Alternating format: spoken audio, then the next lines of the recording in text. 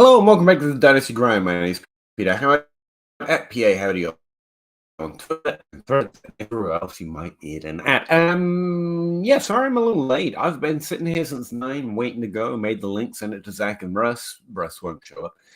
I feel like I'm perfectly normal, but everything I'm doing is just taking an extra minute. I don't really know how else to explain it. Everything I do is just a little slower, including signing into my own damn link.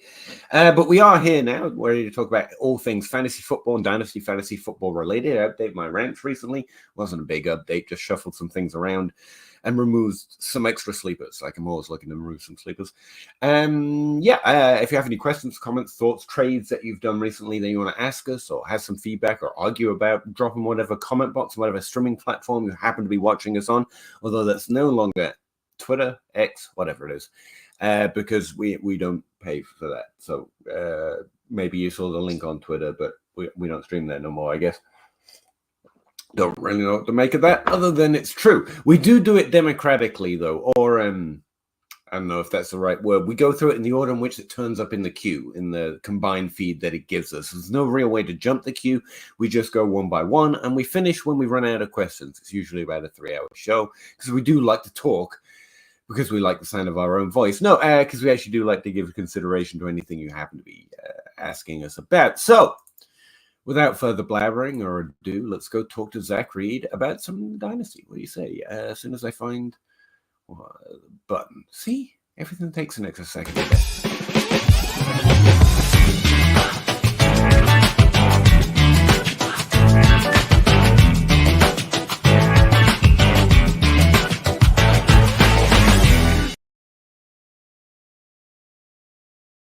Hey, Zach, how's it going? Not too bad. I think Drew hit it. It's called getting older, Pete. Everything it gets might slower. Be bad. I just finally hit the age curve, you think, maybe? I'm at the point in my life. So I've always had very quick hands. It's just been a thing. It made me a decent basketball player, made me a decent baseball player. They're literally the only things that still work the way they're supposed to on me. The other day, my youngest son and I were at a ball game, and he had his drink in his hand, and he dropped it. And I caught it, and he looks at me and he said, "Dad, that was the fastest I've ever seen you move." And I'm like, "Well, yeah, you're only 8. So there are a few years you might not remember. Yeah, you missed some." Yeah, you missed the good bits. I don't tell you, son. You're tuning in for the late seasons that are just here for the money plug. I don't know. Yeah. What's new with you? Plenty of fantasy news for you, right? You're going to the expo soon? Going to the expo in 8 days, 7 days, 7 days, 6 days, 7 days. I don't know. I'm leaving on Wednesday. I'm going to go find Russ. Russ and I, and I think Leo Pasiga are rolling out on Thursday morning westward to Canton. We'll be there for the entire expo and probably then some. I don't think I'm not leaving till Monday. They're gonna have to carry me out of there. Nice. So Russ is still alive. That's the only confirmation I have. He is. He is. I have been in contact with Russ. All right. Yeah. Cool. Well, that's nice. Drew Sorensen, also alive. Says, good evening. I have Derek Henry, James Conner, Tony Pollard, Raheem Mostert. You like the way I can remember their first names, even though you didn't write it? It's talent, I'm not telling you. Brian Robinson, Chase Brown. On a contender, I feel like that's too many running backs. I feel like that's too few really good ones, to be honest, to be a contender. But I know what you mean. You can go running back late, but I wouldn't get overly excited. But can't figure out how to sell. The thing is, the reason you stack those running backs up on what you presume to be a contender, I'm assuming the rest of your roster is good, is because those were the cheap running backs. Those are the running backs that are cheap, that are good values, that we don't mind adding because no one really wants to pay for them. So you're going to have trouble selling them on a contender. And if you're on a contender, you shouldn't really be selling running backs. The only people to sell them to are other contenders. It's kind of the part of the why you add running backs when you're winning, or as late as possible, essentially. And you go and get them when you need them because they're about points. Selling them outside of Zach's, for example, way of building, which is draft them, play them the first 2 years, and sell them at peak. Running back sell windows are I'm building, and so I need whatever I can get. If you're a contender with a running back, there's not really a sell.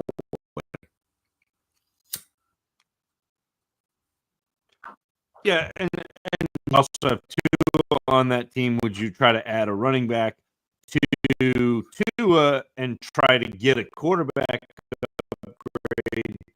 Not sure who to target. Think you guys like Dak. So yeah, and be in and around the same value, if not more valuable, to a team that's willing to trade Dak away. I assume, yeah. That's so that's the thing, Drew. Is it's going to be really league dependent and team dependent within your league, because it's your Kyler Murray or Justin Herbert or Dak Prescott. I mean, maybe Jaden Daniels, but if you're a contender already, as much as I like Jaden Daniels, there is still this like potential flop window that there isn't with Kyler, Dak, Justin Herbert, because those guys are already established and already good. So like I would advocate for this. I think that is a good use of resources to tier up, but I also think that having a bunch of running backs who can score points within a season is not necessarily a bad thing. And with this group of running backs that you have, in terms of players that carry value, it's a little bit few and far between. I don't think you're getting much more than a second or two for Derrick Henry right now. You might in season, but if he's doing what he should do, you're going to need that on a contender. James Conner has no value in terms of trades, but has lots of value to you as a points play. Raheem Mostert is the same. Tony Pollard, I don't even know. I mean, he's one that I would try to trade away, because I think that he got overhyped based on efficiency. And in backfield where he's getting a lot of carries, the efficiency isn't there, and he's fine, but not the RB6 where he was drafted last year. The one running back that you have that I think there's going to be a really cool sell window on is Chase Brown, because I think that Chase Brown is going to get hype enough in that backfield in Cincinnati and may end up like starting the season as the nominal starter and be a piece that you could trade away, get value, and be very happy that you did. Not that Chase Brown is bad, and not that he won't have a good season, but running backs who get drafted later, running backs who kind of fall into a starting window, those are players that I'm always willing to move if I can get good value for. Yeah, I'm just my underlining point here is I think maybe your framing is wrong. Like,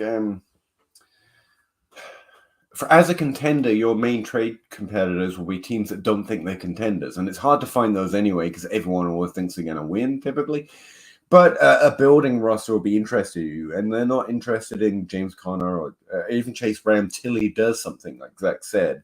So micro markets come into play a lot with running backs, and typically they're not sells outside of those early peak guys. Breece Hall right now, I guess if you had him, he'd be a sell, even on a contender, because you could add a competitive running back and something else to help you compete, or maybe balance the value, because contenders still have to pay attention to it. Again, it goes back to you have to trade people things that you have to give people things they want in a trade, and who are you trading with? Non or less competitive teams, why would they want the running backs? Again, that's the difficulty with running back values. Like they get good as they get older for contenders, but it sounds like you want your cake and eat it too. I want my team to be young and healthy and great and also a contender, and so I traded for these old running backs, and now I'd like to flip them for good young players. I mean, you've got the good enough old running backs. That's part of your build. I mean, I don't know you can easily sell them the way you want to. So yeah, I would just keep that in mind. You have to give people things they want. None of these guys have value right now. They only have value to contending roster, which you shouldn't be looking to improve. And if you're trying to tell Tua, there's a potential there because he's younger. And so you could add a Dak and maybe a plus something to a contending roster because they're interested in his age or something like that. But yeah, I would go back to fundamentals I always do when I'm looking for trades, like who would want this? Is that something that works for my roster? And on a contender, the way you're framing it doesn't sound like there's a lot of viable trades based on what you want to do, if you know what I mean. But anyway, that's what I keep coming back to.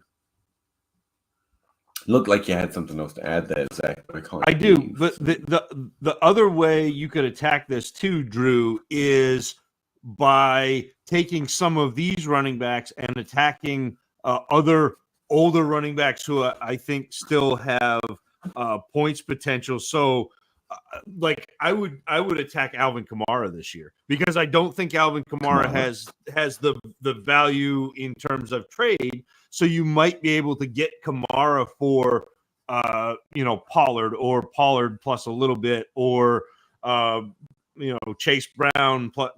So that is something that I would look into doing where Kamara, David Montgomery, players like that I think probably have a little more points value, but don't have much more trade value. So you can kind of sneak into maybe a little better running back room for this contending window. And I don't think you lose out very much because I don't think you have very much value on your roster in terms of trade value, in terms of the way people think about like future value. So I think that's another way you could attack it. You could do the same thing with trading into like older productive wide receivers. You might be able to trade into Devontae Adams, players like that give you points that don't cost you a lot to get those points. So again, just multiple ways you can attack this, but I also don't necessarily, I would not give you the full on, yes, you have too many running backs because no, you can't really have too many, but yeah. Believe me, by like week 8, as you well know, Drew, you'll be thirsting for starts. So too many is probably not an issue, actually. But I know what you mean. It's called getting older. Everything gets slower. True. Maybe it's just that. I think that's chronologically, and not so much democratically. Okay, fair enough. I don't know it's chronologically because some people's come out of order based on questions coming from different streaming platforms and clocks being slightly different or preferent. I don't know. They don't always seem chronologically, but chronologically is probably better. Probably a better word to use. Howdy, Pete and Zach. Howdy, Alex. How you doing? Kid Coop. Hey, guys. 12-team Superflex, 1 PPR. Lad fell to the 205, so I traded Zamir White for him. Also, Ricky Pearsall fell to the 208, and I snagged him. How'd I do? I think Pearsall, I'm completely uninterested, to be honest with you. But I think the 208's fine. I think Ladd is falling if you get him at the 205, and I don't mind trading Zamir White for that, to be fair, even though I'm not the biggest Ladd McConkey fan. Just a Keon Coleman idea. Look, he's going to do something, and people are ready to be excited, so it's probably a pretty good window play, if nothing else. So, yeah, I think he did pretty well, but you're interested in the wrong wide receivers, personally, for me. But I think they're pretty good values. So. Sure, but you're not getting the wide receivers that you're looking at. Ricky's just fine. You're not getting the wide receivers that you're looking at in the mid-late second, though, are you? Because you're looking at Brian Thomas and you're looking at Xavier Worthy, and it was like you have to get up into the first. I think, and Peter, it's maybe, and we talked about this a little bit yesterday when we recorded a podcast, but it's a little bit using your own research against you with the way targets are earned. It's if you are the best player in a wide receiving core, even if you're not an elite talent, you're still going to get the most targets in that wide receiving core, We saw it happen in Carolina twice with not great receivers. I mean, this was back a few years ago. It's like Funchess and there was another one. I forget his name, but this is a situation where I don't believe there is a better wide receiver in that Chargers group than Ladd McConkey. I don't think Ladd McConkey is a great NFL wide receiver, but I think he is good enough to be the best receiver in LA for the Chargers, and that's going to end up being valuable for at least part of this year. And even if you don't want to roster him, this is one of those where everybody else wants to roster him. So you get him at the 205, and then he starts, and the hype builds, and you move him, and you get a first or maybe multiple firsts because everybody's still doing the Puka Nakua. Like, we're going to find the next one. And so, like, I am with you in the fact that I much prefer the Ladd McConkey to the Pearsall, even though Pearsall was a first-round pick. Like, that's fine. I prefer the McConkey at the 205, and I don't mind trading Zamir White because even if Zamir White plays well this year, that's a tough offensive line to run behind. He's a mediocre talent at best, and so I'd rather get out and get into the wide receiver that I think has more kind of mobility in the positive direction. And yeah, and just to be clear, I appreciate I'm not a typical fantasy guy, and hence why I'm streaming here to however many people I am. But like, that's what I'm describing or what I'm trying to describe. I just refuse to sound excited about it. Like, again, none of Devin Funchess does not get me excited. I might get a win. That's what I said. You could easily get a window there, and that's a good price. But I'm not gonna be excited about it because otherwise you might be confused about what to do when he does something. Trade him. But he was, I'm like, to be fair too, McConkey was a second round pick, was like the second or third pick in the second round. He was good-ish. So like, I mean, I had him at wide receiver 9 or 10 in this group in a really good. So like wide receiver 9 and 10 in a group where there are 5 receivers who would be in the top 2 of most other classes. So like it's not a hey, we're not or at least for me, it's not I'm not excited about Ladd McConkey. It's there are other players that I'm more excited about, but getting him at 205 and in the situation he's in, there are a lot of positive notes to be played. Yeah. This is why I come down to describing players in terms of number of top 12 and number of 36 and number of top 24 seasons. Like, I think Tyler Boyd was a far better prospect and better NFL receiver than Ladd McConkey will ever be. He had multiple top 24 seasons. I think Devin Funchess was a pretty interesting prospect, fairly deep. Same with Kelvin Benjamin. Like them both reasonably in their draft class and had a lot of them and traded them away when they did things. Like, that's where I'm at with McConkey, even though they're all very different players in terms of actual prospects of what they do in the field. Like, I'm talking about range of outcomes for fantasy. Like, like McConkey can have a top 24 season, maybe a couple top 36, but that's where we're at. And when you compare them to names, it gets difficult because you start imagining play styles and the upside and the situation. And that's not what I'm doing. I'm talking about range of outcomes of what I think they're going to do for our thing, fantasy, which is okay. Yeah, there's definitely positive there. But like, they're not the guys that I don't see the ceiling of the guys that you want. Like, he can be top 24 this year or next year or be consistently relevant. Cole Beasley, type. But yeah, that's what I'm trying to describe. That's why I go to that kind of description as well. Why are you guys liking?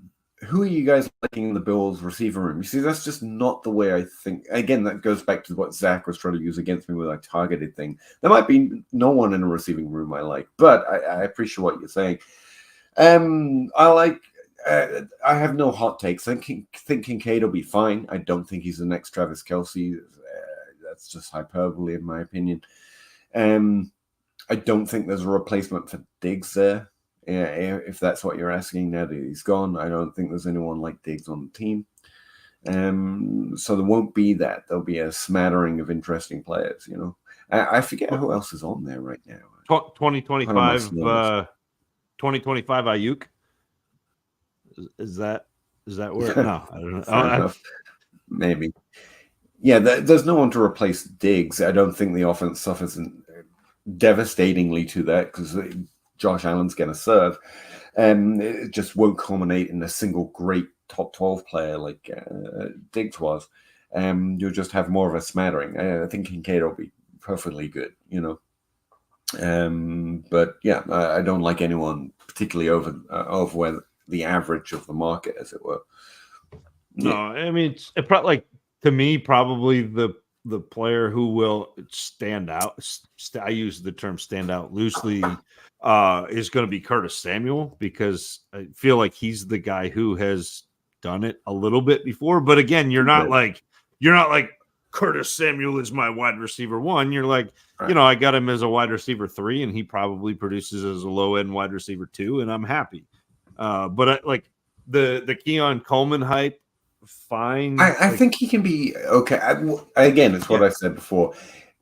I am thirsty for him to do something good because he was so fun and he looks like such a good kid. So the minute he does something, the value is going to be like, and we knew it because he was so fun on the interviews. But let's say, that's not really how that works. I am really trying hard not to post-hype sleeper my way into, and he's almost free, but Chase Claypool is on that roster right now. And I feel like, I feel like Chase Claypool is like the type what everybody wants Keon Coleman to be. Yeah, that's kind of what and he already is that. And so, like, I don't know it. But that doesn't answer JC's like question, because like I'm not excited about Chase Claypool. If I'm gonna get excited about Bills, it's gonna be Curtis Samuel. It's going to be Keon Coleman, but I'm not as excited as everybody yet. I am tentative on Keon Coleman, even though, to Peter's point, like we always cheer for these players. We want to see them succeed. Sure. It's better for everybody. Plus, it's fun. I'm not gonna hate against. We're just fans at the end of the day. You don't. I mean, you don't dedicate this much time to pretending to be involved. With that being like, I'm really, really rooting for him. And I think he can do good. Just when it comes rubber meeting the road in terms of sometimes we put money on the line on this, like with trepidation of maybe it could be just Claypool. That'd be pretty cool.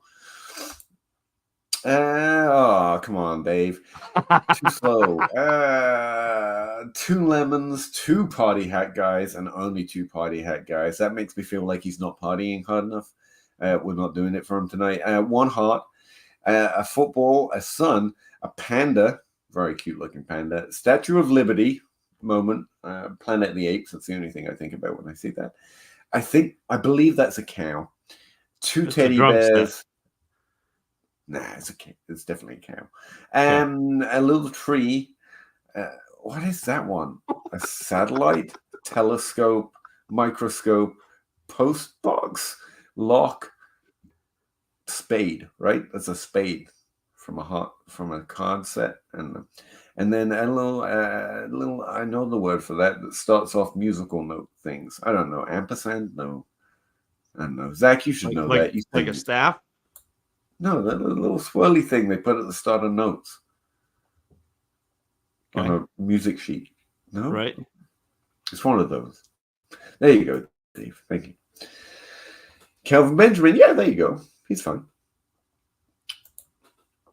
Yes, thank you, Dave. Good. Kelvin Benjamin. Alex Saucy. How aggressive do you both target running backs in season with a mildly competitive team? Not very. I normally add them. Again, the game in Dynasty, especially when you're in the 70%, you're not on the top, you're not at the bottom. You're just trying to steadily balance your points per game and value. I'm always looking for values at every position. Aaron Jones has been a go-to. I'd mention him for almost any team that's not pure building. I think he'll be a good addition. I think Swift is interesting. There's a plethora of like that. They're all Alvin Kamara. Yeah, they'd be pretty good on most rosters as long as you're not building, and so you don't mind that the value withers away after the season. In season, their value probably be a little easy to access. That's the other thing we say about running backs, because people want the points in season. Some people want the points if they're doing well. But on a mildly competitive team, I'm mostly targeting values. I'm not targeting running backs for the sake of it. Outside of, Zach mentioned it there with Chase Brown. If there's a guy you think really is in line, you suss out that there's a situation or a player that people are underrated, which is kind of a value thing. Like, no one knows that Breece Hall, obviously they do, but just to pick a name at random, then I'll target them a little bit. But it's harder to do at running back, especially unless you're in season and knowingly competing. But because of what we were just talking about with Alec, Mr. Sorensen there at the start, like the value is tentative outside of the young guys, especially. The values is essentially points per game. I'm targeting points when I target running back. You're targeting points normally, or you can target points at every position. But running back, there are only a smattering that ever really have value windows for the majority of teams. Mostly, I just think of them as points. I need points for this position. I'm going to go get them. Who's a good bet to do that outside of CMC, obviously.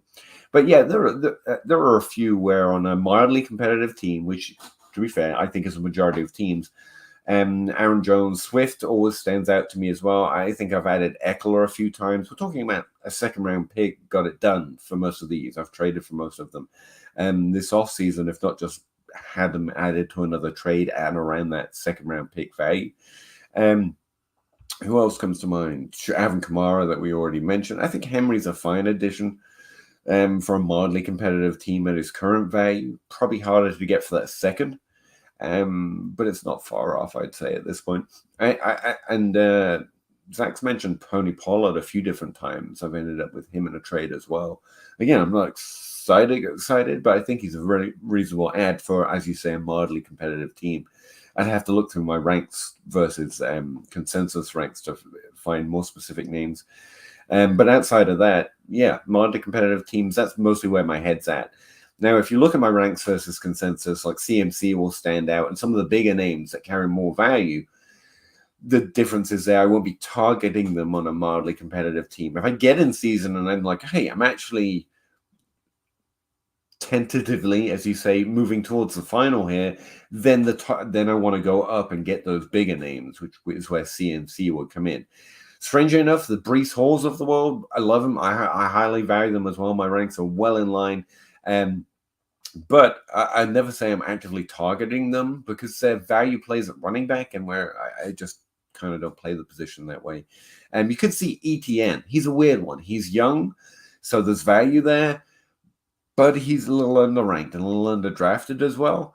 But I can't say I've traded for him yet, so it feels like my ranks say I would target him, but I can't say I've successfully executed a trade at that value because he's not a second-round pick, which is a pretty easy thing for me to give up on a mildly competitive roster. He's more of a first still, and I'm still tentative outside before the season begins to really start trading first for a running back, frankly. Zach, how about you? Your team's pretty good. Who are you thinking of running back? Did I miss anyone? Well, no. So, like, if my team is pretty good, and I've got the 4 seconds, and I've got 2 firsts, and I know that next year is a pretty good running back class, I'm going to try to hang on to my first if I can.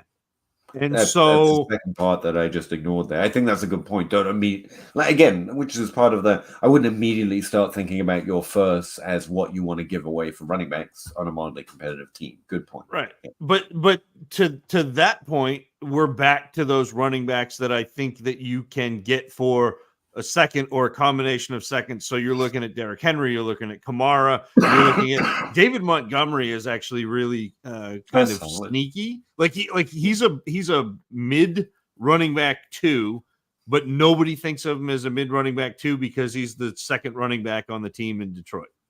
But he's still gonna put up points. He's still going to produce, and I would even give some consideration to trying to snag Nick Chubb for a second. And I know Chubb, that's like dumb because he's hurt. I forgot that Dobbins Yeah. and Chubb I added it towards the end of last season when they were never going to play again. I was playing the wait for the workout tape arc, which we're coming to at the moment. Well, and you've already seen Nick Chubb do the squat 10 million pounds, but like those are the types of players right now, Alex, that I would be looking at.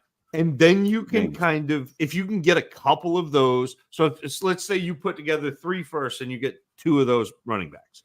Now all of a sudden you have a really competitive team all the way through. You still have your firsts. You still have a second next year. And then you can figure out if there's another move you want to make, need to make in season or not.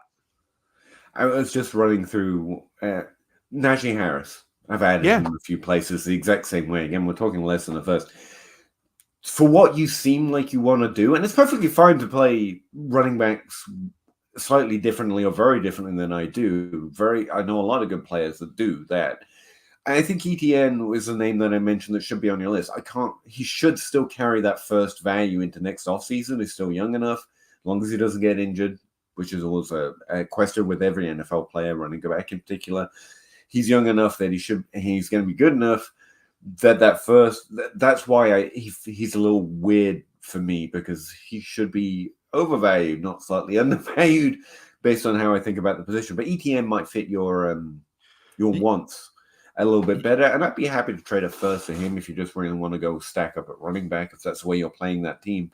Outside of that, it's Najee Harris, Aaron Jones, Kamara, and everything that Zach just mentioned. Last year in PPR per game, David Montgomery outscored Bijan Robinson, outscored James Cook, outscored Kenneth Walker, the hot names that are up above him. Like it just is funny to me that we completely toss away these older running backs and the guys who a lot of the community didn't like to begin with, so they've never been the sexy name. So even when David Montgomery was like fringe running back one, So I don't know, just interesting. Running backs gets a little bit easier when you just think about it in terms of points. Like trying to avoid the names and the hype a little bit. You'd be surprised who you find out you roster, and everyone thinks they're great. And like, it's just there were points. That's pretty cool.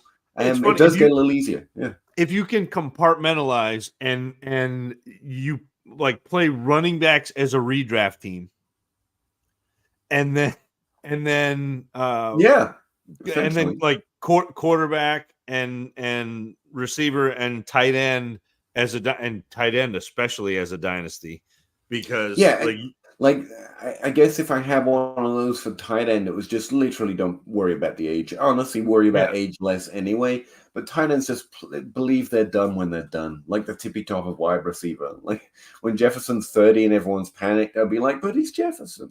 Yeah. Like I just go over the cliff with those guys, and I do that with tight ends at the top constantly as well. That whole position is pretty much they're who they are until they stop. Yep. Richard Davis, 12-team 1QB start 8, traded away Hall, Devontae Smith, Garrett Wilson. That's a heavy list, and Brian Thomas, who you got at the 112 for Marvin Harrison, was the 101, sure. It's a 1QB. Hill, Pittman. Team is top team, both dynasty and contender. Values big move, but thoughts. And my initial reaction is I don't like it, because I think you've traded away Wilson, who has the ceiling, Devontae Smith, who was just top 12, and Brian Thomas, and who can get close to that. I'm not projecting a Wilson level ceiling, but I think he'd be very useful in Dynasty. And you got Marvin Harrison and a solid top 24 wide receiver, mid-career. It's fine. He's going into his prime. I feel like he gave away 3, and you got 2 back. And I'm hold on. Marvin Harrison and Wilson. Are you missing Hill? Are you missing Hill? Which I assume is Tyreek, not Taysom. Oh, I might have. Because but that's just 1 year of the points. He's a points player at this point. It's a little different. The other 3. I mean, he's literally Thomas is a maybe, to be fair. He's the points play. Like he is the. he's like a top 2 scoring wide receiver, plus Marvin Harrison, who is already a top, I don't know, 5 or 6 dynasty receiver. But again, you gave away Hall in this trade, though. Two wide receivers with top 12 seasons, all range of outcomes, plus a pretty good rookie drafted in the late first, and one of 3 running backs who should carry top 12 value in Dynasty for one wide receiver with top 12 value in Dynasty, but he's still a maybe, and Pittman and Hill. Like, for me, it's too much. I think you gave away a contending team for... You're just glossing Tyreek Hill, who's still a top 10 asset in Dynasty in terms of wide receiver and the top 2 scoring. Like, is he though? Apparently, this team found him to be that, but I think he's going to be real difficult to get that out of mid-season to the end of the season. The age truths are going to come out in a minute. But here's the thing, Peter. If you're bad, you're not going to have trouble trading Tyreek Hill because he's going to score points. So me going to a team who is competing for the playoffs and saying, hey, do you want the number 1 scoring wide receiver in the league this year is going to be an easy sell. And if you're winning, you don't want to trade him anyway. You see, I've backed out of Tyreek Hill's value because, again, it's now until because pretty soon everyone's going to be telling you, sell now because he's old. Do it now. Consider him there now. Even though the points are still there, I agree with you. That's why you sell him. That's why you sell him in season when the points are what matter. Like, again, it's the phases of value, and in season the points are what matters. You're going to be able to, when he's scoring 23 points a game, 23 points a week, you're going to be able to get a good price for him. Would you be able to get Devontae Smith and Garrett Wilson in season? Maybe. Well, you're not going to be able to get both of them. But you don't need to get both of them. He just did with Hall and Brian Thomas tacked on for Pittman. But you also got a top. But he also got a top 5. He got a top 5 wide receiver plus Tyreek Hill. So you got 2 top 10 wide receivers, and Pittman, whose points, whatever. Like, I don't think this is as far off as you think it is. I feel like it's. I mean, that's fine. I'm wrong all the time, but I hate it. Like this is anyway, top 5 running backs. The position matters too. Plus 2 already top 12 wide receivers. Brian Thomas, who's a pretty decent prospect for a value play that's definitely top 5, easily top 5. Yeah, to your point, for a contending roster, he's going to help you out a lot. Pittman's going to be fine as well. It's hard to trade him for a first. In season or in next off season, I think Tyreek Hill, same thing. And Marvin Harrison, I really do believe that will pay off. So that's good, but he's still a maybe for me right now. And you traded 2 with if Harrison hit Wilson and Devontae Smith's value or career so far, would you be entirely disappointed? And they're only 1 or 2 years Devontae into it. Smith? I don't know the value is that different from one of them, let alone 2 of them. Yeah, I don't know. As a median outcome, you know. And again, like I'm not saying that he walked away with a win here, but like this is not a bad trade. It's not bad. Don't get me wrong, Richard. I'm not trying to say you destroyed your team now. No, it's fine. But so if I were going to work a trade like this, I would probably have not worried about Pittman, not worried about Hill, and not worried about Garrett Wilson and Brian Thomas, and try to trade away Hall and Smith, get Marvin Harrison, and then try to get a couple of firsts for the future. Because this is the perfect time to me, this year or next year, to trade away Hall. Because that's how I play those running backs. We're in year 3 for Hall. So it's either year 3 or 4 that I'm trading him away. And I want to get a young, what I consider a proven wide receiver. Obviously, Marvin Harrison hasn't hit the proven, but he's pretty darn close to that. I mean, he's a top 4, top 3 that I've ever evaluated. So we're in the neighborhood.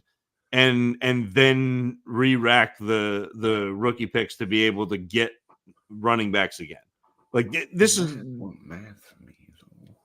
huh? Sorry, I'm not talking to you. I'm not trying to talk over you. But I'm just wondering, how did you break it down? What did he get for what? Like, I mean, Wall for Marvin Harrison and Pittman. That seems so Hall and Harrison are a push. Probably Harrison is valued a little bit more. Wilson and Hill are a push. And so then you get the points. I think Pittman is probably a points play over Smith, although they're pretty. I'd rather have Smith, but I think it's pretty darn close. And I'd rather have the receiver than the running back. I'd rather have the rookie receiver than the third-year running back as my top 10 dynasty asset. All right. But Wilson is already a top 10 dynasty asset too, I think. Pretty close.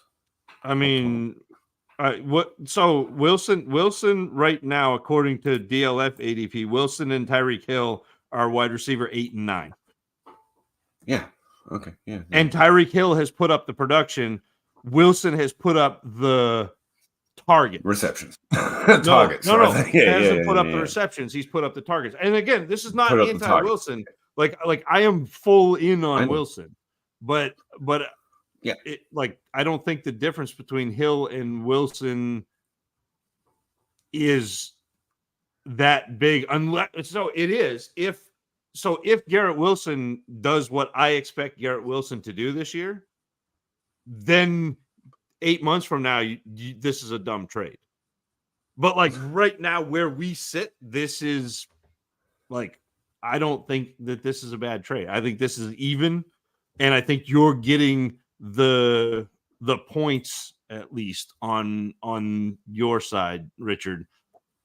But it's not like a Gronk spike you won, and it hurt to give up Hall, it hurt to give up Wilson, but getting back Harrison and Hill are nice.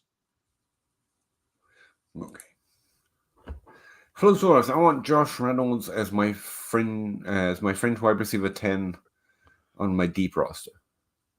That's I think a fringe wide receiver. That's the only way Josh Reynolds gets described that way, I think. 12 teams with flex 1 PPR, but can't bring myself to drop Jeff Wilson. Oh yeah, that's fine. Jeff Wilson's fine. I would maybe. All right, I see what you're saying. Or Cody Schrader, who is my fringe running back 13. Who would you drop of those three to get Josh Reynolds? Am I thinking of the right Jeff Wilson? Just the running back, running back, right? Yeah.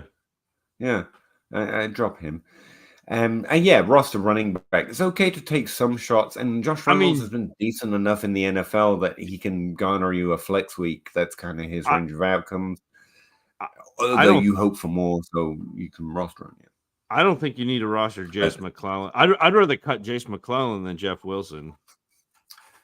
I'm trying not to evaluate who like you said earlier, my wide receiver ranks aren't the thing, but I get he's at least within his value arc. We haven't seen him play in the NFL, but yeah, I'm not particularly excited about him. I'm not particularly excited about Jeff Wilson though. So, well, Jace McClellan is in Atlanta behind Bijan and Algie. Yeah. It's not there's not a path for Jace McClellan to be relevant.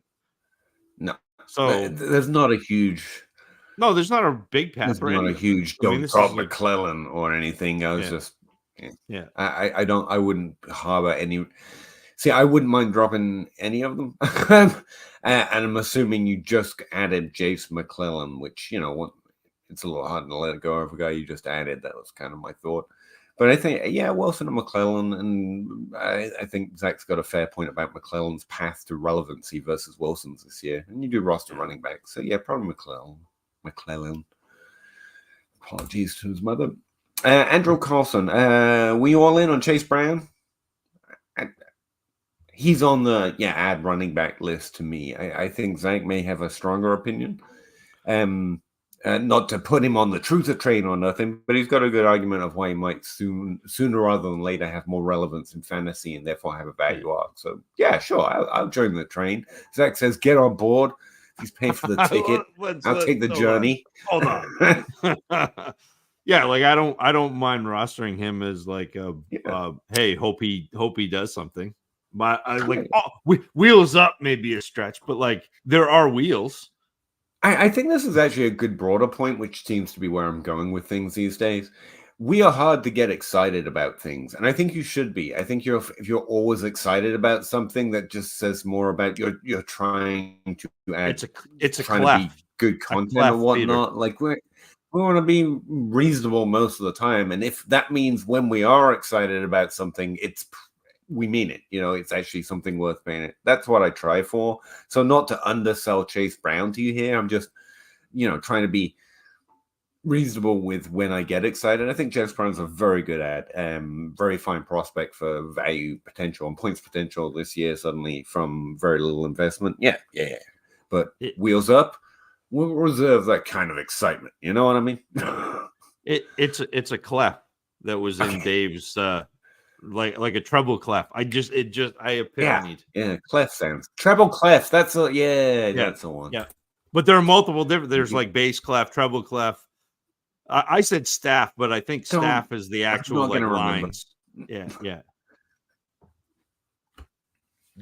Not to go all Sherlock Holmes, but only so much fits in here. Like I'm gonna let that bleed out. I'm just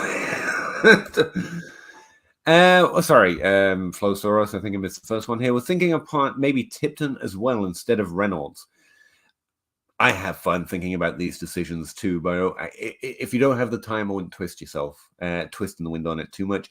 I like Reynolds just because he's been in the league and done some stuff and been pretty good sometimes and pretty fine the rest of the time. And I kind of bet on those NFL preferences for we can replace targets with this guy. He does pretty good. He'll do those targets we just need to fill in. Although that role we just need to fill in and earn a pretty decent share of targets when his numbers scored, if you know what I mean. But also Tipton's more of a mystery to me.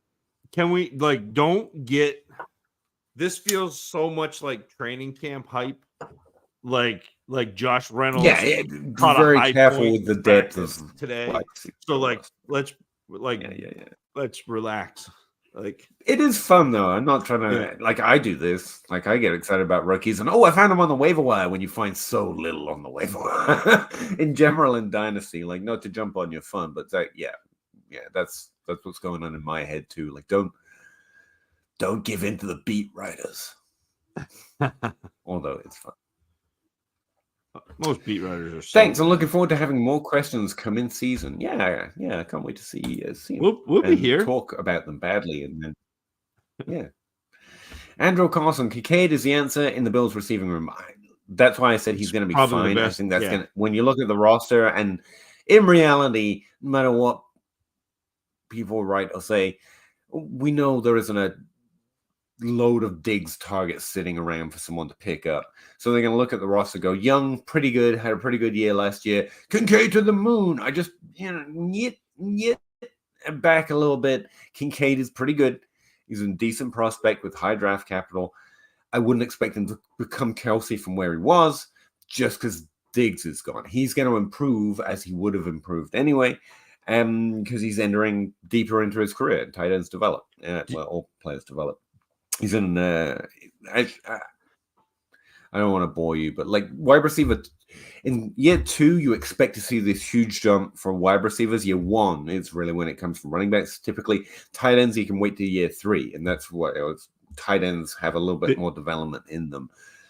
In general, this year the part of Jonnu Smith will be played by Dawson Knox. Like that's where we're at, because everybody was all excited about Pitts, and then Jonnu Smith took half of his work. I feel like this is like Kincaid is going to be good, but Dawson Knox is going to piss you off, Andrew. Like as he's done everyone who rosters a tight end on a roster with Dawson Knox for a minute. It's almost like players dictate where the ball goes more than who isn't on the team. It's the old Dawson Knox. Here we go. Kincaid greater than Curtis Samuel, greater than Keon greater than MVS, better than Craypool. I'd probably put Keon above Curtis and behind Kincaid because I'm a dynasty player. Like, Yeah, I don't think Curtis like Samuel's ever value going wise, to yeah. receive that jump, and I think Keon Coleman can do stuff. So, hopefully. Ah, Again, we're talking yeah. Chase Claypool, we're I talking stuff. Keon Coleman was down my list. Keon Coleman was Pretty wide far receiver 19 for me in this class. Yeah. So I think I was. Bills Mafia, baby. I guess. Hashtag. Flo, what about Shakir? I thought it was a pretty interesting prospect. I got the value bump I was looking for and moved on, and I'll let other people handle the sleeperitis, which is now what he has become, much like Jaden Reed. Like, again, when you describe ranges of outcomes in terms of fantasy, like I do, how many top 24, how many top 12 do I really expect in terms of overall profile? We've seen like the height of Shakir as far as my ranges of outcomes have gone, but he's pretty, yeah, sure. If you like sleepers, I don't, but well, you see, Dave, my brain forgot he existed. I just like the way that was phrased. I have Tyreek, Olave, Adams, DK, Worthy, McMillan, Dotson, Bajon, Gibbs, A-Chain, Monty, Laub, Irvin at running back. Some of those weren't running backs. I'm just going to point that out. Is there a wide receiver you think I could target? What you have doesn't really determine who I think is interesting, but it does take a few names off the list. So I appreciate that. Start 3 wide receivers, 2 running backs. That does actually influence a little bit. And 2 flex. So it's a heavily wide receiver room without knowing scoring specifically. 3 wide receivers with 2 flex. Wide receivers are 5 deep. So yeah, let me see. Wide receiver, I still think Wilson's high ranked. Just gets so talked about so little in my little corner of Twitter that I wonder sometimes if he's ever a reasonable trade in Dynasty. But that's just because we were just talking about them. Let's see. Zach, do you have anyone off the top of your head? Because I'm moving slow again. I can't think who I'm. Oh, I like the Garrett Wilson get. I think AJ Brown could be one of those. Like, he's a little better points play than he is trade value, even though he's still highly ranked. He's dropped to wide receiver 7 because of a perceived bad offense last year, even though he's still really good. So, like, you're gonna have trouble tearing up from some of these. I mean, like, obviously Tyreek, Devontae Adams are top tier points plays. There are a bunch of players that I prefer to Chris Olave. And again, not that Chris Olave is bad, but almost everybody ahead of him I prefer. So I'd rather have Garrett Wilson. I'd rather have Malik Neighbors. I'd rather have AJ Brown than Olave, and by quite a sight. And then even players that are a little bit below him, like I would rather have Waddle than Olave. Am I right? Yeah. Above Olave, I have Jalen Waddle, who you don't have. Yep. I think he's an interesting value. Nakua, Garrett Wilson, AJ Brown, CD Lamb, you're not getting him. Ross St. Brown, you're not getting him. Chase Jefferson. I have Olave pretty high. I'd rather have Neighbors. That. I also have Devontae Smith, and he should be above Olave, to be honest with you. I'm pretty high on Addison, but I still don't know what to do about the recent news that he's involved with the police again. Looking at my straight up values list, and I haven't updated this for most recent, but I don't think it changed too much. The guys who stand out are Diggs, who you won't get excited about. He's old.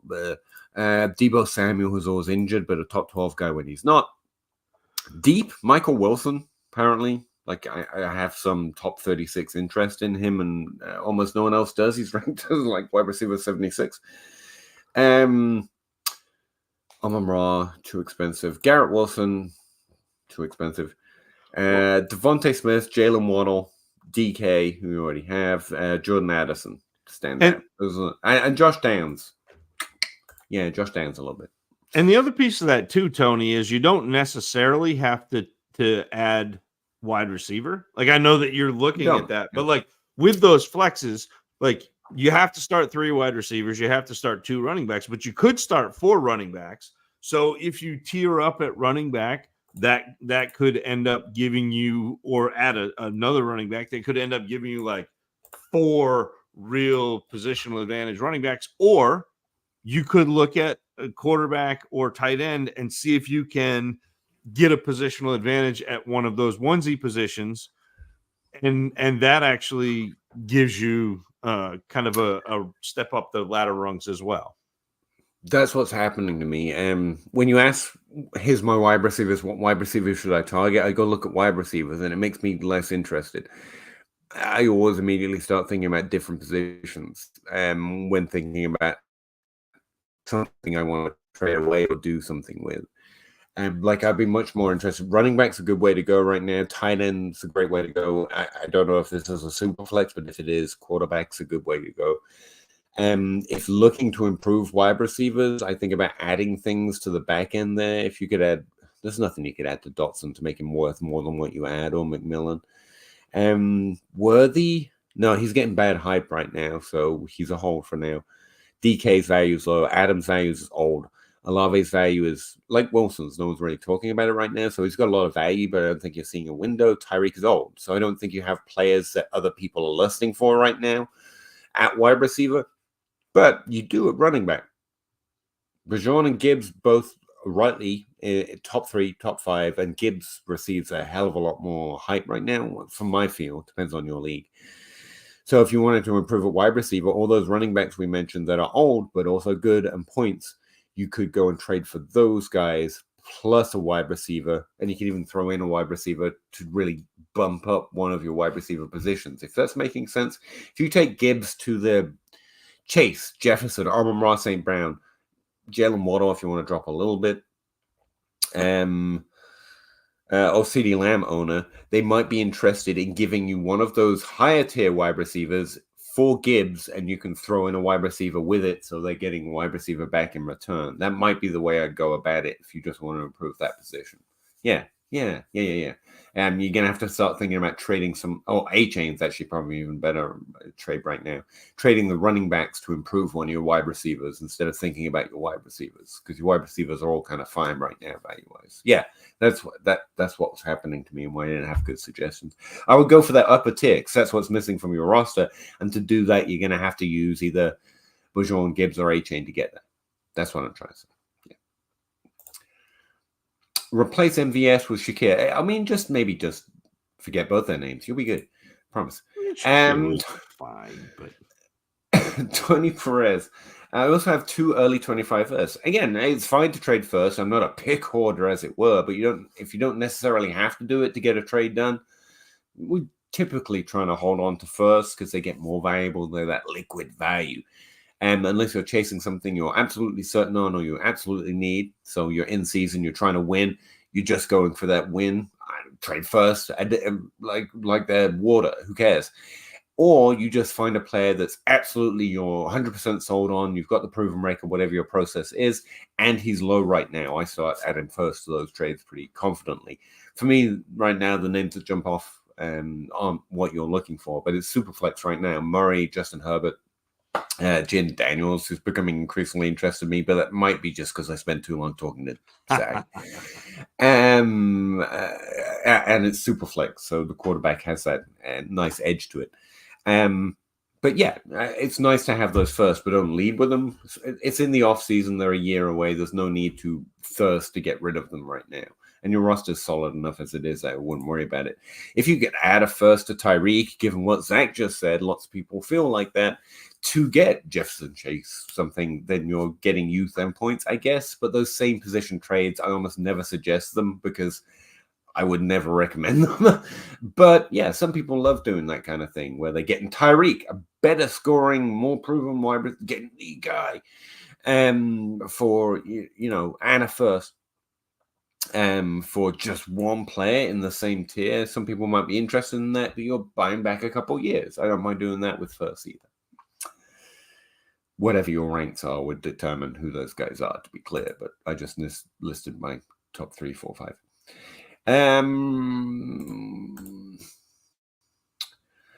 Laughing face. I know that one. There you go.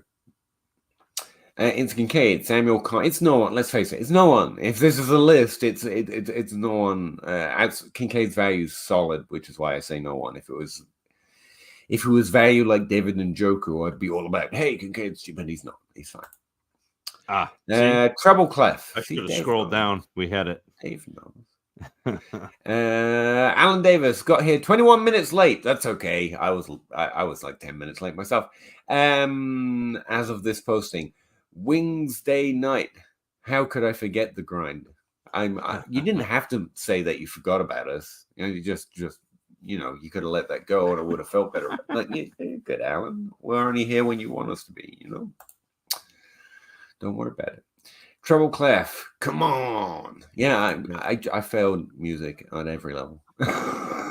It's a drum, not a cow. It's a cow. Look at that drum. From my perspective. I swear to God, you'll never not see a cow again once you see it. Tree was an army hat. Was it? I saw tree. I disagree. I disagree what these emojis are. Look, if chocolate ice cream can come to represent something else, I'm just saying. Yeah, tree was an army hat. I disagree. That's about, I'm just going to average and round up to about 20 party hat guys. There you go. You have to count them to prove me wrong. Scribbles, you're ready for this backup versus backup preseason game, Tom? Nah. But you weren't asking me, so I'll move on. Would a Devontae and Brooks package be tomorrow? Like this is tomorrow. Tomorrow is the Hall of Fame game, where Chicago is going to take Caleb Williams and put him on the bench and not play him because the field is nice garbage. And safe. Just sit there, hold this shield. Maybe some bubble wrap. Try wear some earplugs. They're going to give him the clipboard, but no paper on the clipboard because we don't want paper cuts. And don't watch these QBs. Don't start developing any of these habits. just don't watch. Just look there. You're just there for the camera. So now, Devontae and Brooks for Gibbs.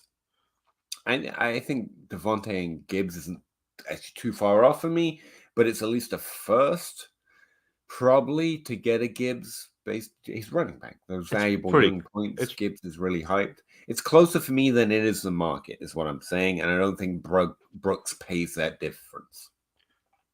Yeah. I mean, Brooks is a late first, but I mean, he's literally a late first. It's a late first in this running back class. To speak to your class, it's a bad running back class. But he's a late first in this class, like regardless. Yeah, I don't think it's a late first away. Maybe should clarify. No, and I agree. Like I think that you and I are higher on Devontae Smith than a lot of the world. So like you're still probably adding to Devontae and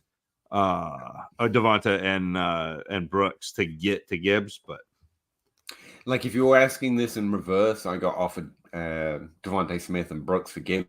We'd say you're being undersold, but we're okay for it. we're kind of okay with it because I like Smith a lot more than most. But since it's the other way, we're saying, just Drew Sorensen Music. CMC had 400 carries last year, I think. I believe running back historically have a bad season after that. Yeah, I remember that. I remember tracking that information because I think it was DeMarco Murray. People started counting carries, looking for similar carry seasons, and looking for the immediate season after and saying, therefore, trend. I don't buy it so much. But workload is bad. It's more age than wear and tear with running backs, I would say, though. But age is overinflated in the market, so it's kind of already adjusted for, in my opinion, when it comes to CMC. But yeah, interesting data to look at. I remember doing it myself. I'm not sold on this carry threshold equals next year bad. I think that's more, it's hard to repeat performances, and it's hard to repeat top 5, top 1, top 3 performances overall. I think those would track 1-to-1 with 400 carries plus following year. But yeah, I think CMC is just a different cat, different type of value, and I'm not going to adjust too hard based on that. It's also not 400. Like I think there have not been very many. There have been 5 players Yeah, to have 400 carry seasons. Like, so I mean, I get what you're saying. Like, I'm being a little bit pedantic, but like, it's not. I think like people are looking for signal in places where it's it just doesn't. really difficult to have multiple seasons where It's one of you're those healthy things. and the offensive line is doing what they're supposed to, and your offense is good, and your defense is good enough that you're in games where you're running. Like, CMC's This is pretty good. it's a Cooper Cup. What it actually conflates is the whole Cooper Cup won't be the wide receiver 1 again next year, because it's really hard to repeat an exact rank, and also Right. almost nonsensically redundant and reductive for that matter. I mean, sure, it's really hard to repeat an exact performance, especially in a really good year. The point is, the running backs who had those really good years were really good, which is also what CMC is, you know. And not to give you the only, but he only had 272 carries last year. I mean, granted, he saw a bunch of targets too, so he had 67 catches on that. So like, now you're in like mid 330s, 340s for touches. Yeah. But that's not like out of the realm of workload. So he's had more touches than that. Like, he had a season where he had 116 catches and 287 carries. So like, it's not like this is not out of the realm. I think don't overthink McCaffrey. Never overthink McCaffrey. I'm just gonna go report Bob Gilchrist to HR. Like, I won't get naked for you. So. Some people playing leagues that are all flex positions don't matter. Yeah, I love that. We forgot Mostart got paid this offseason. I don't care if he got paid, but yeah, Mostart's always one of those kind of underrated. He does work. He scores a lot of touchdowns. Sure does. Andrew Carlson for Richard Davis. Question. I play this format. I feel it's a fair trade. Hall was tough to give up, but Smith, Wilson, and Brian Thomas Jr. or meh. I think Smith and Wilson are a lot better than meh. I think that's what I'm coming down on. Hill and MHJ are both legit. I think MHG, which is we got to find a better way of saying that, or I do, is going to be legit. He is not yet legit, and it's an important little asterisk for me personally. And yeah, Hill's Hill. Yeah. Plus Pittman will score Wilson. Well, I think Wilson has the ceiling there, but that's fine.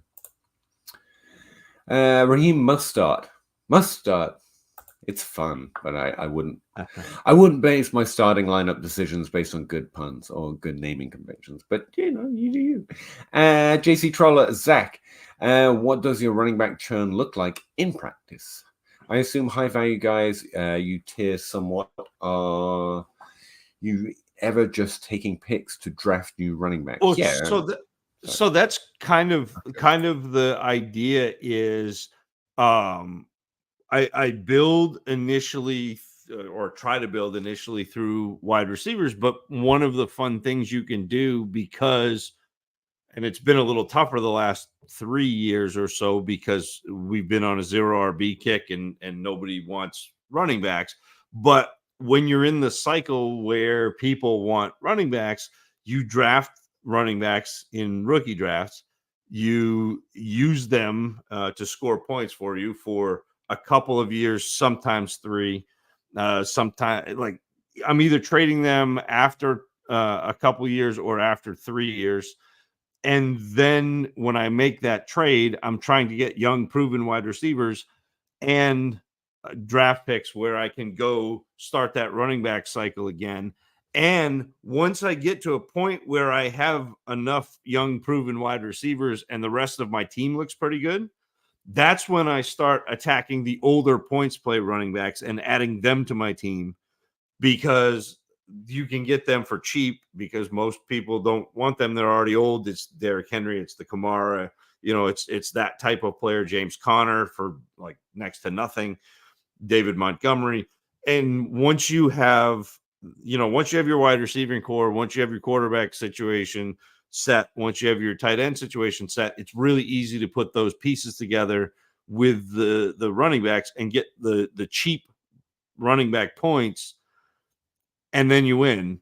And then once you do that, you kind of start all over again. And again, when the wide receivers get to a point where they're a little bit older, you have to make a decision whether they're dying on your roster if you're in a win window, or if you're not in a win window, then you're trading them and recycling that for picks. And so it's a matter of figuring out when to kick the can down the road and when to really build up that the points play for running backs. I hope that makes sense. Pete fell asleep. Makes sense to me. No, I just know it. Sorry. Thanks. I have A-Chain and Jaden Wright. So having Jeff Wilson was kind of nice. Yeah, that's fine. I'll drop Jace. Also have Jordan Mason. So I have a Schrader too. Yeah. So I like having Schrader too. Yeah, I understand him. I mean, anytime roster decisions are always, you're just looking for a decent reason. Yeah. And getting pieces of Shanahan or Shanahan style offenses. That's good. Because a backup. So like Achan last year was really a backup, but he was super efficient because A, he's fast, and B, Mike McDaniels knows that he's fast. So like that, I don't know. I mentioned this the other day, but if you haven't gone and listened to the Play Callers, which is a podcast, you can find it on Apple Podcasts. You can find it wherever you go. It's The Athletic put it out, but it's Jordan Rodrigue, who she is a beat reporter for the Rams, but like is fantastic. And she interviewed Shanahan and McDaniels and like the whole group of these McVay, like this whole group. It's like a 7 or 8 part podcast series. It's probably the best thing I've listened. I think it came out last year or the year before, and I've listened to it like 15 times. It's like that and Adam Harsted's Fantasy Football in Theory. Like I'll just listen to them like on repeat. They're fantastic.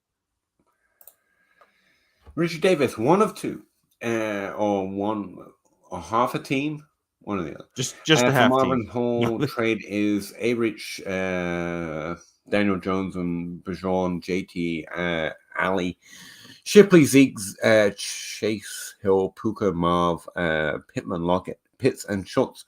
Smith was a bench player for me, and I wanted to get off. Yeah, you teared up. Yeah. Hill, Puka, Marv. I think you start Devontae over Marvin Harrison for at least most of this year, but yeah, all right. 2 of 2. Okay. 2 of 2 value. So the way I broke the trade down was Hall equals Marvin and Pittman. Okay.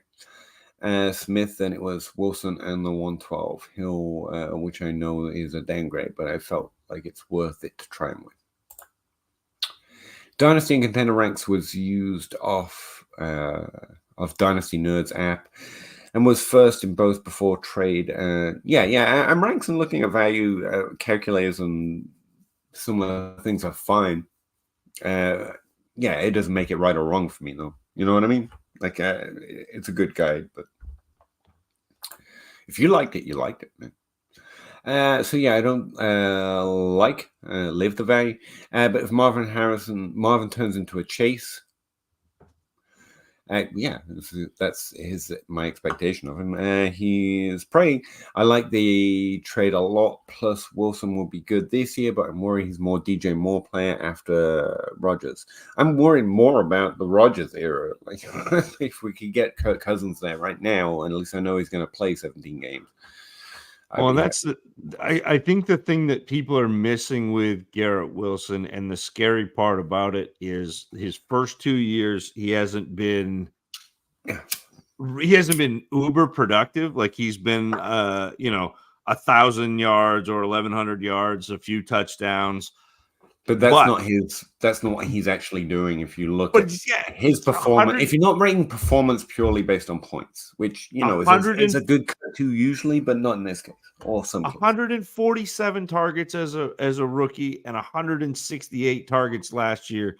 Like some point, the levee is going to break, and it's going to be, instead of 95 catches, it's going to be 120 catches. And instead of 1,000 yards, it's going to be 1,400 yards. And people are going to be like, where did Garrett Wilson come from? And the answer is, he's been right here. He's been standing behind Zach Wilson. With touchdown variance, accounting for a lot of the lack of thump to those numbers. Yeah. Which, always bet against. And Smith is never going to be a top 6. It's the way they move lines. Like, you can't say he's never going to be top 12 because it literally just was. So now you're saying he's top 6. Like, it's an incredible range of, like, very few players. But yeah, sure. He's never going to be Tyreek Hill, Justin Jefferson, or what Cooper Kupp has done twice. But you can get Cooper Kupp a lot less if you're looking for a range of outcomes. You don't have to give up frickin' Breece Hall. That's why I don't like the trade. I don't. You're moving points to wide receiver from running back when there are precious few high-value running backs. Again, I'm not. Zach was right, too. It's a fair opinion. And just state in mind. I understand. That was mine. So the way I value Wilson and Smith are both, high-end wide receiver 2s. I don't exactly know what that means, but I get what you're saying. Yeah. But we do not have access to elite tier, which is Hill. Yeah, sure. Okay. Yeah, sure. If I'm shopping, okay, that maybe that's the difference. When I'm looking at running back, I'm thinking Christian McCaffrey. I'm thinking high value points. When I'm looking at wide receiver, I'm thinking the difference making. I mean, not that the points don't matter, but again, to the Hill point, most of those difference making wide receivers enter an arc where they're like older, and so they're suddenly more easy, or you can actually access them for their value instead of having to give up the world to get them. Like you almost did with Marvin here because he's more of a maybe. I just think it's a reverse of goals, a reverse of way of I prefer to think about positions or build positions on a team, if you know what I mean. Like Hall's a good trade away right now, to Zach's point, but I think you can do better with your. It's just not the way I try to build a roster, Also, I have Marvin Harrison Jr. ranked like all of you and everyone else. Like Marvin Harrison Jr. should be good, and no one can say, haha, I knew and Pete didn't. Like, that's why I ranked him. That's why I drafted him. That's why I have him. I just insist because I don't know the future, and I don't think my evaluations are always perfect. And no one does, to be clear, but sometimes it feels like we talk about it. I was really high on JSN. I'm higher on Marvin Harrison. I was higher on a number of wide receivers I couldn't really see big flaws with until they came out. And until I see it, I am going to remember I'm not fucking perfect. That's a whole variance in Marvin. And to be fair, that's why you can get him in this trade this way. But that's the risk you're taking. And that's fine. But Wilson, Smith, and Hall are all, in my opinion, top value assets at their positions, and running back top value assets with value, like Breece Hall, are harder to get in general. And especially young, like that's why ETN strikes me as relatively unusual. To be fair, he's like a sub tier to that. He's not the CMC Breece Hall kind of tier, and Breece Hall himself is a sub tier to CMC, who's a different thing. See, I'm going into this is all about how I play Dynasty. That's what I'm answering from. And outside of literally reiterating the entire way I play Dynasty, I can't explain why I didn't like that trade any better other than what I said. Like I think giving up Hall, Wilson, and Smith for the potential of Harrison is fine. It's just not a trade I preferred quite as well as you or Zach did. But that's hardly a death now, Also tried Hall in 112 for Marvin. It was a no-go. So this was the only way of getting him. Yeah, and you want Marvin Harrison Jr., and I'm just saying that's what the trade's about. That's what you got out of it. Not necessarily better value or necessarily better overall for your roster. You got Marvin Harrison Jr., and fair play to you. I like Marvin Harrison Jr. too. I would have turned around and seen what I could get if I could get Neighbors for something close to that. Because all I'm saying, like there are other, like I'm gonna build rosters, but I'm not gonna go for the players because I like player. I've increasingly tried not to play that way, which is why that trade strikes me. I mean, like you said, Zach, the value might be a little closer than it feels to me because I haven't checked ranks recently. But I'm like, if I want, if I want points potential, and you got Hill, right? But we already talked about Cooper Cup and then Devontae Adams and a number of other older guys who have that in the range of outcomes. Not to mention not so older guys who have that in the range of outcomes as well, if that's what you're looking for. But you're not. What you're looking for is Marvin Harrison Jr. So you went out and paid a little extra for Marvin Harrison Jr., which is perfectly fine. I'm just saying I wouldn't pay extra for Marvin Harrison Jr. if I could get neighbors, if I could get some of these other values, depending on what I'm looking for. I don't shop for name. I shop to improve my roster. You did fine to shop for that said name. I'm just not going to like a trade where what you get out of it is I got the name that I wanted. I don't care about the name so much. Well, I do because I'm a fan. But for my dynasty perspective, their names are increasingly irrelevant. Don't tell John Bosch I took that on. I was just going to say, John Bosch, invented that. The players don't matter. Yeah, I'm always trying to incorporate the things the smart people I meet along the way say. And when I find a way to build it in to the way I already think or understand the game, and that's one way John's way of thinking finally mesh with some way that I play. And I like that. It seems to work for me. Oh, I think it does.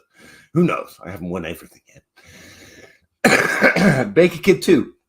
Who are a couple of wide receivers you think are being undervalued to the point they are a buy before the season kicks off? It's a fair question. We don't really have the hype list, and I'm all in on this. I would have probably answered with Worthy, who's now in a value dip because of a camp video, and Jordan Addison, because I tend to target first and second year wide receivers in general for this type of question if we're really looking for the higher value guys. But I think Devontae Smith, speaking of which, has been a consistent name that we've brought up this off season. It's been slightly undervalued. Outside of the older guys that I mentioned with Cooper Cup, it is slightly interesting as well. Those are a couple of names. But I think the names that you're looking for, like the this year players, I really had Addison there, and I'm a little shook. I am a little shook. Like, he was an easy value to me, and I know he's probably not going to jail or missing time for it, but I do, again, increasingly try and pay attention to context and just be aware of I don't know where that goes. And if you're constantly, even if it's to a lesser extent this time, getting in trouble with the police, I don't know where that goes, but it's not a strong history, and I'm a little more nervous of him. But it was Addison until that second police report. I don't like that from a number of different angles, actually. I think Downs has been a consistent list for me. Again, first or second year guys, so it's Addison, Downs. Devontae Smith is a first or second year guy. So that's two. Who my third year guy? I suggest it's still Worthy, especially since now his value is probably a lot less. I guess. Yeah. Zach, do you have like a list of three? Yeah. So you mentioned Cooper Cup. I think he's screaming undervalued. Deontay Johnson in Carolina, like it's now he's not Jalen Waddle, but it's the same thing that we said about Tua after his first year. Tua is garbage, and Tua was garbage because the offensive line was bad and the offense was trying to attack vertically because those were the weapons that he had. And as soon as Jalen Waddle came in, all of a sudden Tua is good. Jalen Waddle comes in and is a wide receiver one. Deontay Johnson gets open that way in the short, quick, intermediate areas where Bryce Young thrives. And so I think he is a potential buy. And the other one, or maybe two, like Rashee Rice may be a buy, because I still think people are worried about the suspension, which probably will happen, but it may not happen this year. And he's still a good player. And then Stephon Diggs moving to Houston, and everyone thinks Diggs is washed.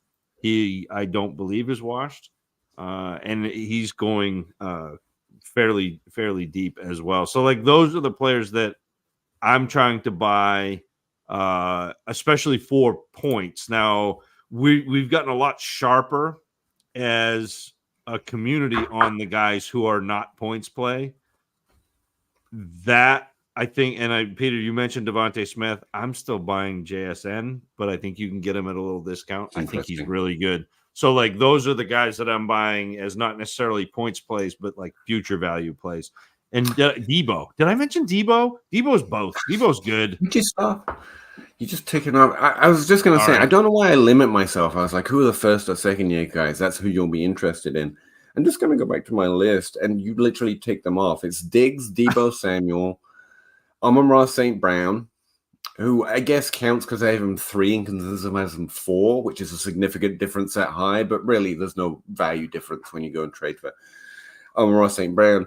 Garrett Wilson, Devontae Smith, Jalen Waddle. That's like those are the names that are on the top of my ranks versus consensus ranks. I'm really struggling with the wide receiver questions because we do it every year. I feel so out on wide receivers this year. I'm like that. I'm honestly not making. I mean, maybe Waddle. That's the name that stood out to me. And what like the one I hadn't said, and you were talking about in a different context. Yeah. I was like, yeah, Waddle's the only name I can think I would actively go and like, hey, would you like to trade that guy for things that I have that you're interested in?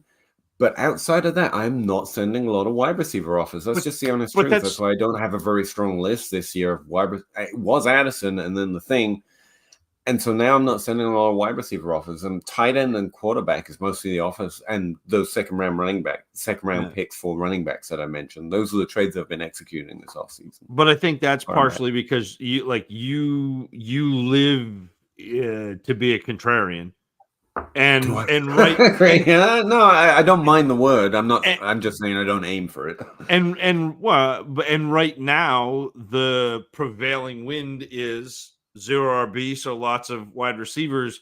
That's which probably what it is. Yeah, and so like if everybody is hoarding wide receivers, or if wide receivers are ballooning in value, and I mean we talked about this with the Scott Fish Bowl. The play in the Scott Fish Bowl to me was go tight end running back early because there's a huge plateau of wide receivers that nobody really wants, but they all score about the same as all the wide receivers that everybody wants. And so, like, why not? Yeah, your list was much better buy list. It's what I would normally think of, like, buy the old guys list, you know? Yeah. But man, I don't know. I'm more of an asshole than I realize if if I'm not excited because it's just not contrarian enough. I didn't think I was that much of a dick. I didn't even think about that. I mean, maybe I'm not trying to be. It just strikes me that way.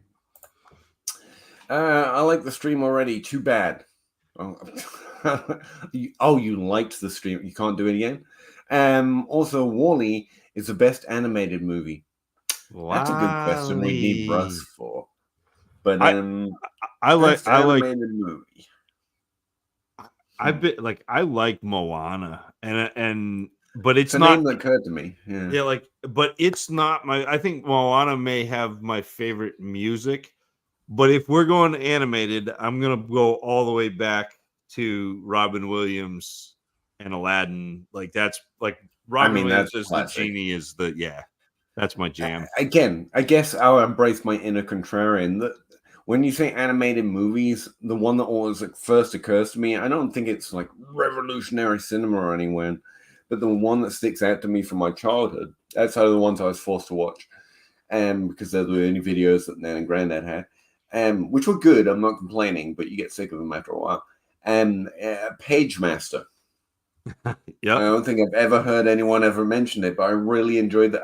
It's one of those movies I discovered because I didn't know it was a movie, and then it came on. I was like, I guess I have to watch. Oh, I like this. This is fun, and it feels better because you didn't expect anything from it. But watching that was really fun for me as a kid, and I really enjoyed it. Yeah. That was the one with Macaulay Culkin, right? I think so. Yeah, I think so. I think like I think he played the voice of the kid. Yeah. yeah, like I'm having like Macaulay Culkin and Christopher Lloyd, but again, we're pulling that from way back. Yeah, So it's way back. Cool. I think my wife would go to Iron Giant, by the way. I just realized I knew that her answer to that. I don't know how, but maybe, yeah. Page Master was Page Master was my favorite as a kid for sure. Just me and you, Flosaurus, in the trenches with the old reference. I wasn't sure anyone else would know it, so that's why I'm happy. Land Before Time, that movie just made me so. There was a sad tone to that, and I really, as a kid, I described them as. I thought of them as they felt like Sunday because Sundays were know nothing days as a kid. There was nothing to do. I wasn't allowed out, and no one was playing football, so I was pretty unhappy. And that's the only way I still have it explaining Land Before Time. I've since watched it as an adult, and yeah, it's a wonderful movie with good morals and heart of gold and stuff. But as a kid, I just found it so depressing. I can't explain it. yeah, but then you get Petrie. Yeah. I fly? No, you falled. We'll always have a quote, don't you? Yep, they're all the stars. Actually, Brave Little Toaster. Oh, Rebecca might say Brave Little Toaster. Actually, she made me watch that one. That's another sad one. I have a immensely sad time with these great movies. The very first Like Toy Story, I really enjoyed it. But the more I think about it, the sadder I get about the whole world. Like that whole world that they just Toys are always going to get abandoned, and then they tried to tie it up into a happy ending with the last one that I saw where they find a new kid to be their toy, and that makes me even sadder. I don't like this feeling you're giving me, Disney or Pixar or whoever you are. What were you saying, Zach? I said the very first animated movie that I ever remember watching, and it was like this will tell you how old I am because my mother thought it was a good idea to do like a chicken pox party where like another kid in the neighborhood got chicken pox. She was like, yeah, we'll take Zach over, get him the chicken pox too. And so I remember watching the animated version of The Hobbit, which was scary as hell at that. Right. Like I'm like 4 maybe. And it was like the spider, like the spiders, man. Spiders, man. Yeah. No, I appreciate that. I remember liking the music from Jungle Book, but not enjoying watching the movie, if that makes sense. Like I like the blue scene as a kid. Speaking of animated movies. But yeah.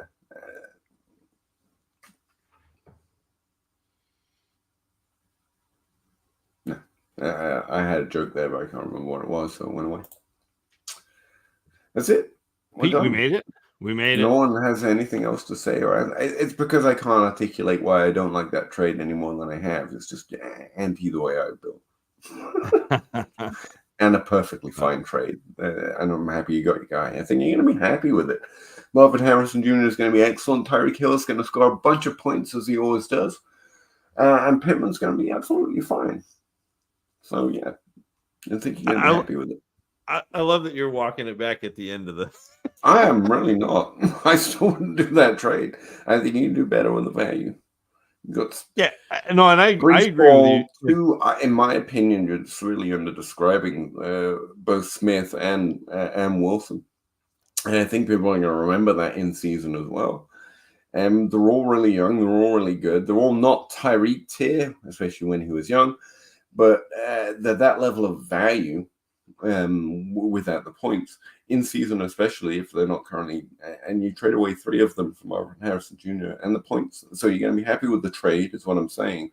But I think you can do more with it. I want to walk away with more from all of that, leaving my roster, but that's me.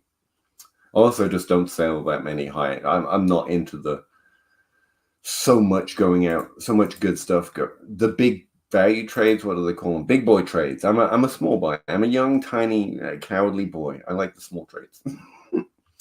Mahomes with Jefferson and Waddle. I'm assuming super flex.